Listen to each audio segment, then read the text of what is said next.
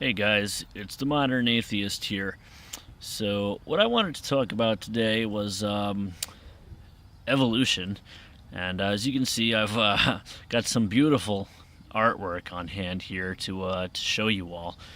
So, I was watching the YouTube channel of Miss Jacqueline Glenn earlier, who I think, she's just basically a genius. Go her. And she was basically trying to debunk Ray Comfort's video, Evolution versus God. And she brought up a lot of good points about how evolution is something that takes tens of thousands of years to observe. It's not something a single organism does not evolve. It's not, poof, like a human appears as the offspring of a monkey directly. It's something that happens via mutations that are more favorable for a given environment at a specific time and place. So, made a couple of drawings here. I don't, everybody's, studies of biology are a little different. Some people have, been exposed to it more. And hell, it's been a long time for a lot of us. So I thought I'd just, explain a little bit of how it happens over the course of tens of thousands of years, millions of years, really, and how it even happens on the molecular level. So what I wanted to start with is up here you have the cell, which we accept as the basic unit of life, right? We know we're all made of billions of cells in our body that make up tissue, that make up organs, that perform our bodily functions, and all together we're able to live because we have these things. So, and again, I'm not going to go into too much detail here. This is a very, very basic representation of all this stuff. If you really want to dig deeper into it, I would suggest, taking a biology class or, getting a biology book from the library. So we've got the cell, right? And within the cell, we have the nucleus, which we all remember from school is the control center of the cell. And within the control center, we have chromosomes, which are these little X-shaped guys here. All right. Now, to elaborate on each chromosome, we've got what are called the coding for genes. They're made up of DNA, which use basically 4 amino acids to code for certain genes, right? And again, this is all, I could go into a lot more detail on this, but this is a very, very basic representation of how this works, right? So you have genes that genes basically determine what traits an organism is going to have, what traits are going to be expressed in the organism. There are dominant genes, there are recessive genes, but that again is a lesson for another day. So when a cell divides via a process called mitosis, those chromosomes make a copy of themselves. Their DNA makeup is copied, and the genes are copied as well. However, sometimes there is a mess up when a gene is copied. It's not copied correctly, and we call this a mutation. As you can see here, right, like this is when it makes a perfect copy. We've got the same chromosome here after the cell divides, right, after the membrane split and so forth, and you have a new nucleus, new chromosomes, new organelles, and a new cell. But again, going a little bit off topic here. I put the mutation as that big black line there for you all to see, so you can see that it's different than this one where it's a perfect copy. That's a mutation. So a mutation is a alter in the structure of the DNA via a mess up during copying, which can happen because you have millions of cell divisions going on in your body at any given moment. Now, a mutation can be something as simple as a cyst.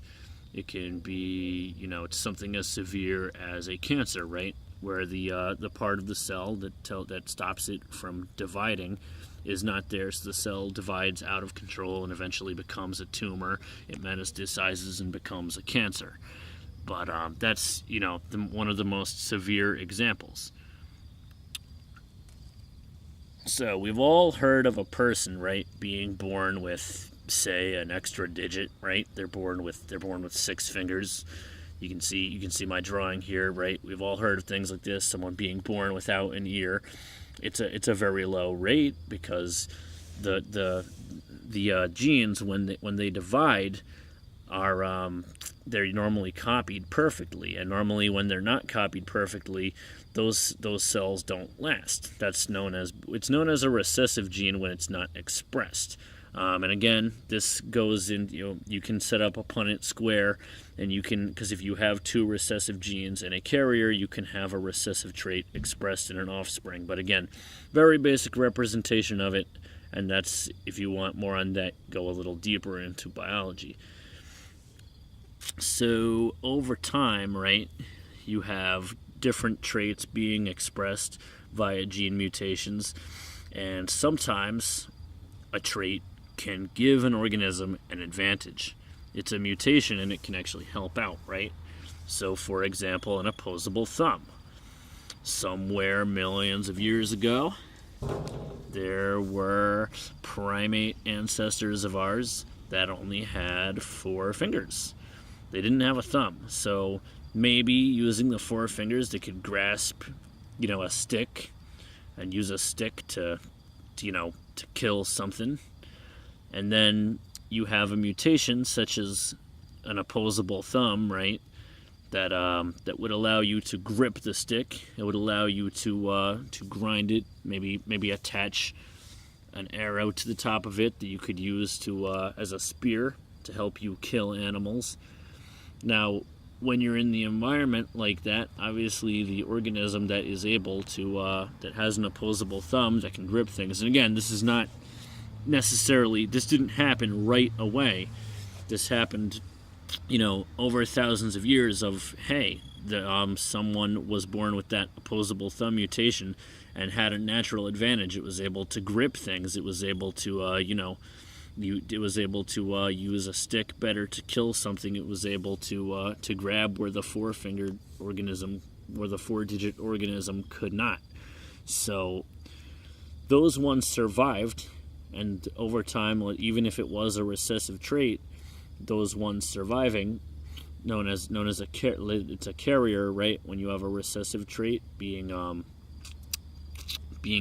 passed down, but if you have 2 organisms that have the recessive trait, and again, if you I encourage you to read up on a Punnett square and how this works, the trait can be expressed in the offspring.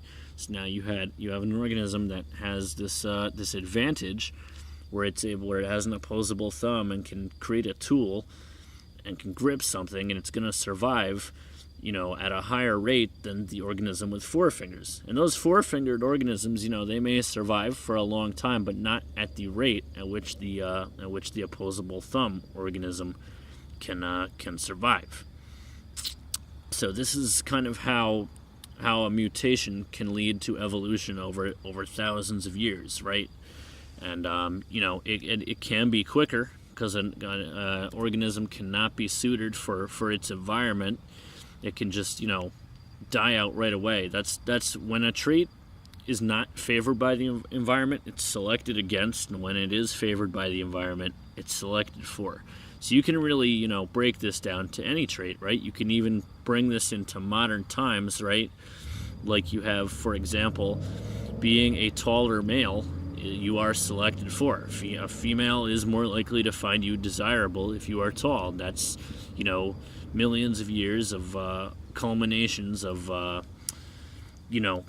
DNA that instinctively females feel that a taller man was able to better hunt and provide, and now we possess the thought capacity to take that into consideration. Again, and that's not every woman will find that. Not every couple is heterosexual, etc. But it is something. If you look at it statistically, a taller man is more likely to pass on his genes, is more likely to get laid and reproduce. Now, how do we get to that point, right? There's a theory known as the Operin and Haldane theory, who were 2 scientists who really, again, I encourage you to read up on this stuff because I can only really give it a basic basic, very primitive explanation here that basically molecules, evolution happens at a molecular level too. So a molecule eventually over time, after having its structure changed, became an organelle. It eventually had altered so much it became an organelle, which organelles are parts of cells, such as, mitochondria, endoplasmic reticulum, but again, that's all 10th grade biology. Read up more to find out what those do. Through a process called phagocytosis, the organelles were basically eaten up into membranous structures, which gave way to the cell. And again, this all happened it took millions of years for all of this to happen. And then the cells that did survive, eventually they were able to band together to divide to become a tissue. Tissue became an organ. Eventually we got organisms, and then organisms started having different traits based on what genes were expressed in the organism. So again, a very, very basic, primitive representation of it all, but that's basically how we got here over the course of millions of years. So I just wanted to elaborate on what Jacqueline Glenn was saying a little bit with this example here. It's not, I understand that there's a lot more to be explained here. This is just a quick, 12-minute video, but I hope this provides a little understanding on how it works and how it's natural selection doesn't have an aim. It's not like people think that evolving means that we're becoming a higher point, a greater species. It does not. You can have a trait that's selected for that's not necessarily something we would view as good, right? So you have people who let's say that they're spending more time on making money and achieving a higher level of education, so they are not having children as they normally would at a younger age, where you have people who may not be pursuing that, having children at a younger age, more children, and therefore they are producing more. So it's not, again, there's no rhyme or reason to it. It's just whatever trait happens to be selected for or against at a given time is what will ultimately prevail, and it's how we got to where we are now. And when you come to the concept of consciousness, do I have a soul? What are my emotions?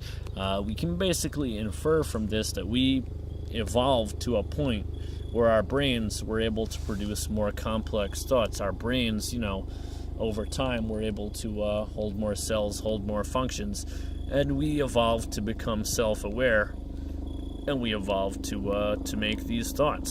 So I hope this was helpful on just elaborating how this works a little bit, and to how we got to where we are now. Let me know your thoughts in the comment section, guys, and I will see you later.